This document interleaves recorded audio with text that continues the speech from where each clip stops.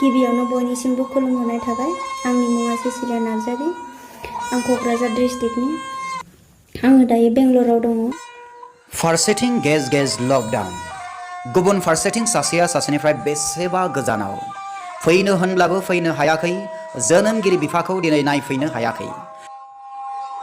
आंनि बुंनो लानाय थांखिया बेनो, आंनि बाबाया, आंनि जोनोमगिरि बिफाया जोबोद गोब्राब थासारियाव दङ।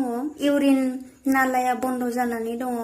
दाखालियो गौरीपुर हस्पिटालाव चेकआप खालामनो लांदोंमोन आइया।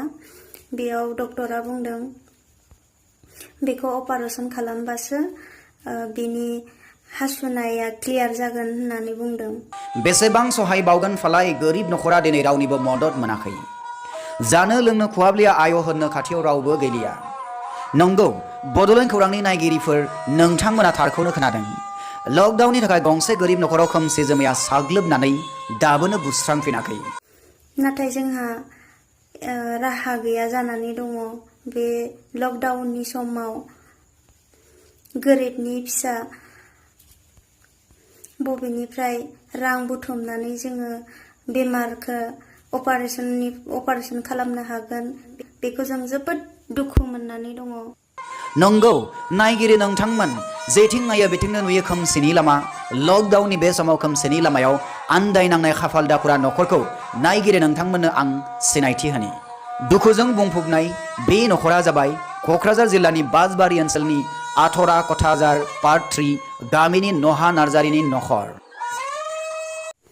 अपारेशननि थाखाय 1.5 लाख नांगोन होननानै बुंदों। 1,50,000 रां।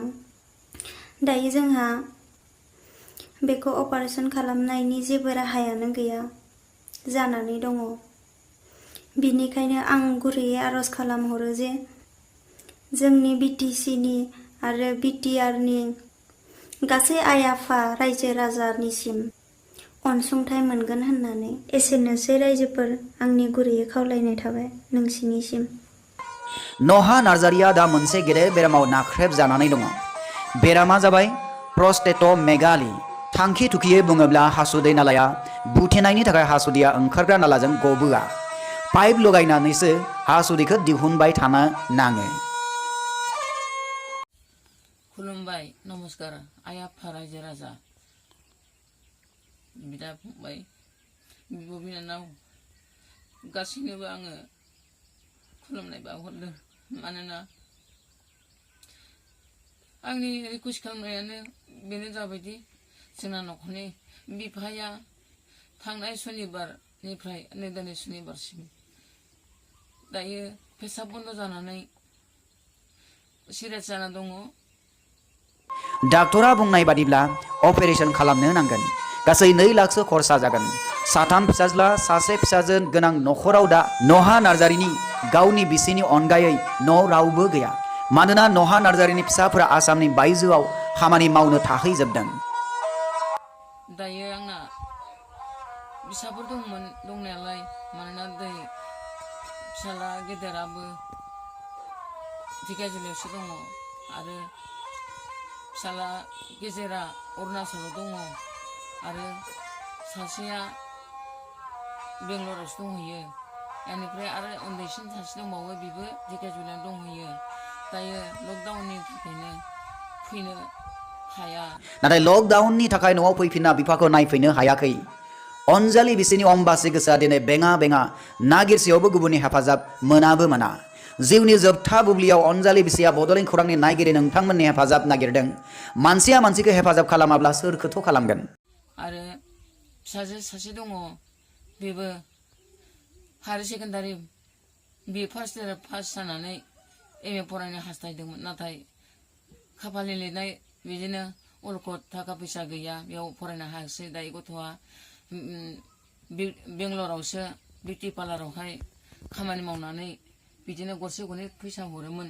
नाथाय दायो लकडाउननि थाखायनो बिसोरो न' सिङाव दंबाय दं। रावबो फिसाला फिसाजो फैनो हायाखै। जोबथारनायाव बेखायनो बेरामि नहा नार्जारीनि बिसि आखाइ खबजबै खावलायहरदों, अन्नानै सोरबाफोर एसे एनै राङारि मददजों अपारेशनाव नांनाय थाखाखौ आबुं खालामनो थाखाय। बेनिखायनो रायजो राजा नोंथांमोननियाव गुरैयै खावलायनाय दायो अपारेशनाव थांनांगौ होनदों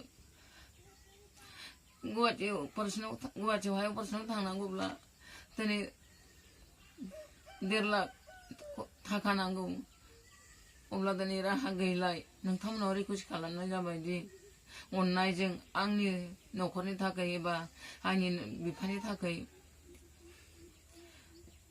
अननानै इसोर आफानाव बिनानै होगोन होननानै मिजिंथिनाय थाबाय BPF हानजानि MLA MCLA नोंथांमोननिसिम गुरै खावलायहरदों नोंथांमोना राङारि मदद हरनानै गंसे दुखुथिया न'खर रां होफैनो बर'नि थैजों दाजानाय एबसुनि गासै गोजौ थाखोनि बिबानगिरिफोरनिसिम न'खरनि सोद्रोमा महरै फिसाजो सिसिलानि खावलायहरनाय नहा नार्जारिनि बेराम फाहामथायनि खरसनि थाखाय राङारि हेफाजाब होनो थाखाय नोंथांनि राङारि मददखौ बेरामि नहा नार्जारिनि अनजालि बिसि लुसिया नार्जारिनि एकाउन्ट नम्बराव हरनो हागोन एकाउन्टनि खेंफोरथिया नैबे स्क्रिनाव होनाय बादि customer name Lusiya Narzary account number 3870104795 IFSC SBI N 0007416 wife of NAHAS Narzary village ATHAROKHOTAJHAR part 3 post office BASHBARI district KOKRAJHAR phone number 8472928380 दायो रावबो मदद खालामनो थाखाय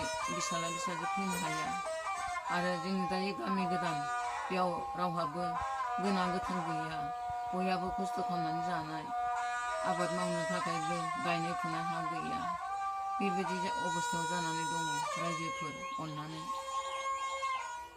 दायो राहायानो गैया माजों ट्रिटमेन्ट खालामगोन माजों अपारेशनाव खालामहैगोन बेबायदि अबस्थायाव जाना दङ बेनिखायनो अननायजों आइ आफा रायजो राजा बिदा फंबाय बिब' बिनानाव गेदेर उन्दै साफ्रोमनिसिम आंनि खावलायनाय जेरै अनसुला फोरबोनियाव जाहाथे आर'ज खालामनानै होयो साहा खोला सानजा सोनाब जेरावखि थाया मानो नोंथांमोननिसिम अननाय आङो हास्थायदों जेरै आंनि न'खरनि गारजेन एबा बिफाया जाहाथे ट्रिटमेन्ट खालामनानै गानायखौ मोनो जेरै आग्ला मावनो दांनो हादोंमोन गावनि बिसि फिसाखौ जाहोनो लोंहोनो खामानि मावनो हादोंमोन बिब्दिनो हाफिनथों मानोना दिनै अपारेशनाव थाङाब्ला दिनै राहा गैया आरो दानि पाइपजोंसो प्रेसार खालामनानै थायो बे पाइपखौ जेसे दिनै बख'गोन दिनैनो सिरियास जानानै थैहां बरफहां जाना थानाङो बेनिखायनो दाखालिबो गौरिपुराव थांनानै